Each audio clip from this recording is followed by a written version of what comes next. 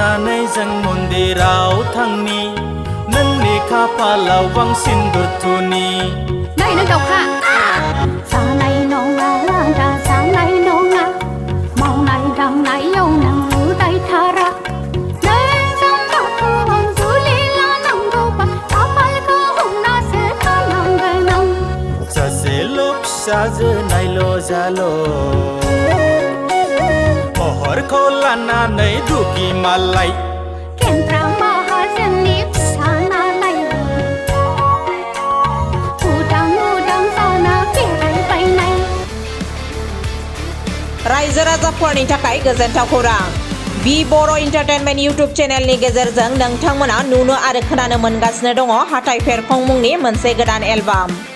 जाय एलबामा आरो मेथाइया फैबाय थानाय 2024 मायथाइनि बैसागु खुगा मेथाइ खननायजों मोसानायजों आरो सेंग्रा सिख्लाफोरनि रंजानायखौ गोख्रोंसिन खालामनो थाखाय लानानै फैगासिनो दङ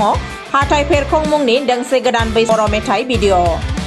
मुख'नो गोनांदि बे मेथाइ आरो एलबामा माइकेल मुसाहारिनि बिथोन होनाय आरो लिरनायजों दिहुनजागोन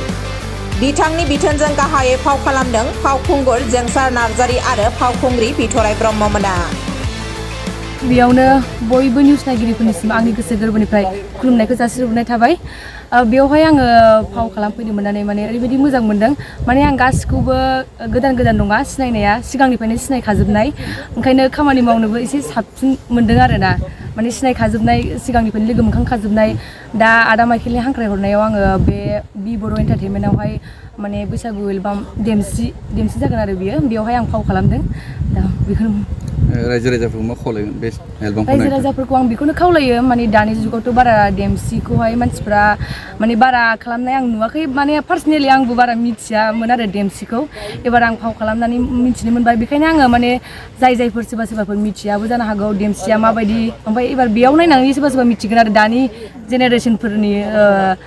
सुबुंफ्रा बेखायनो आङो नायनो थाखाय खावलायनाय जायो ओमफ्राय आरो नै बे बि बर' एन्टारटेनमेन्ट चेनेलखौबो साबस्क्राइब खालामनानै होनो थाखाय बयखौबो खावलायनाय जाबाय आरो बैसागुनि गोबां प्रडिउसारफ्रा एलबाम बानायगोन बिनि गेजेराव नोंथांमोननि बे एलबामाबो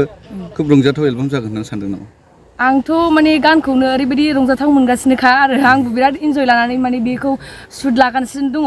जाखिनि दा ओंखारगासिनो दं जोंनिखौबो आङो माने बयखौबो मोजां मोनगोन बा रंजाथाव जागोन होननानै आङो आंनिफ्रायबो माने फुरा 100% नङाबाबो 80%सो आङो माने माबा दङ आरोना आसा दङ आरोना रंजागोन होननानै देग्लायनि नैबे बैसागु मेथाइ मोसानायाव नोंथाङा मोनबेसेसो एलबाम गादों एलबामखौ आङो दा गाथ'नाय जायाखै दा बेनो फार्स्ट आरो आंना देग्लायनियाव आरो सिगाङावथ' बिराद गाबोबाय खिन्थु बेबायदि टाइपनि देमसिखौ आं सिगाङाव मालाबाबो गाफेराखैमोन बेनो आंनि फार्स्ट टाइम आरोना ओमफ्राय आङो आंनिफ्राय बिराद माने आंनिफ्राय 100% बेस्टखौ होनो आं ट्राइ खालामगासिनो दङ माबाफोर भुलफोर जाबाय बायोबा रायजो राजाफोरनाव सिगांनिफ्रायनो आङो माने निमाहा बिग्रोखाबाय आरोना बे अपरचुनिटिखौ मोननानै माबायदि मोनदों गोसो बे अपरचुनिटिखौ मोननानै आङो ओरैबायदि मोजां मोनदों आरो माने आंखौहाय हांख्राय हरनायनि थाखाय आङो स्पेसियेलि आदा माइकेल आरो बे आदा बि बर' जाय प्रडिउसार बिथांमोनखौ आं आंनि गोसो गोरबोनिफ्राय थेंक्स होनो सानो आरो मोनसे एलबामनि थाखाय प्रिपेरेसन खालामदों गिबियावनो खुलुमबाय रायजो राजासिम आरो नोंथांमोननि जे प्रटेस्ट बिथांमोनखौबो गासैखौबो आंनि खुलुमनाय आरो सिबिनायखौ जासिहरदों दिनैहाय बिजनियाव फैनानै माइकेल मुसाहारिनि डिरेक्सनावहाय आरो बि बर' एन्टारटेनमेन्टआवहाय गोबाव समनिफ्राय आङो ओंखारफिननाय जायाखैमोन आंखौ खावलायहरनाय हिसाबै दा दिनैहाय नै ओंखारफैफिननाय जाबाय बे लामायावहाय दा आसा खालामो रायजो राजाया बयखौबो आरो जोंनि बे देमसि मेथाइ जि मिउजिक भिडिअ खालामदों बेखौ बयबो नायनानै मोजां मोनगोन होननानै आरो बि बर' बिथांनि जे चेनेल बेखौ साबस्क्राइब खालामनानै होयो बेखौनो आंनिफ्राय गोसो गोरबोनिफ्राय आरोबाव खावलायनाय थाबाय आरो देमसि बर' मेथाइआ थारैनो बैसागुजों सोमोन्दो थानाय मोनसे एलबाम जागोन नामा बैसागुजों सोमोन्दो थानाय एलबामानो देमसि मेथाइ खोनासंनानै मोजां मोनगोन रायजो राजाया आरो नायनानैबो मोजां मोनगोन मानो होनब्ला जोंनाव माखासे गोरों आर्टिस्टफोरबो दङ स्पेसियेलि जोंना जे डिरेक्सन होनाय बिथाङाबो मोजां डिरेक्सन होदों बेनि अनुजायैनो जोंबो खालामलांगासिनो दङ थारैनो बैसागुजों सोमोन्दो लानानै मा बेरखांहोनो नाजादों बेनि मेथाइनि गेजेरजों बेरखांहोनाया बेनो जाहैबाय दा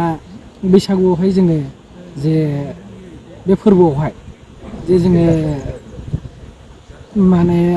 गिदिंबायनानै जेनाखि फोरबोखौ जों फालियो बेहाय सेंग्रा आरो सिख्ला जेनाखि जंखायलायो बेहाय माने गोबां जंखायलायनाय आरो एदावलायनायखौ नुनो मोनगोन बे हिसाबैनो बैसागुजों बे थांफानाय जाहैबाय आरो दा नैबे एलबामखौ नायनो रायजो राजाखौ मा खावलायगोन नोंथाङा रायजो राजाखौ बेखौनो एलबामखौ नायनानै मोजां मोनगोनखौ आं आसा खालामदों आरोबाव इयुनाव आरो फैबावनाय टाइमावहाय आरोबाव मोजांसिन खालामनो थाखाय जोंबो सेस्था होगोन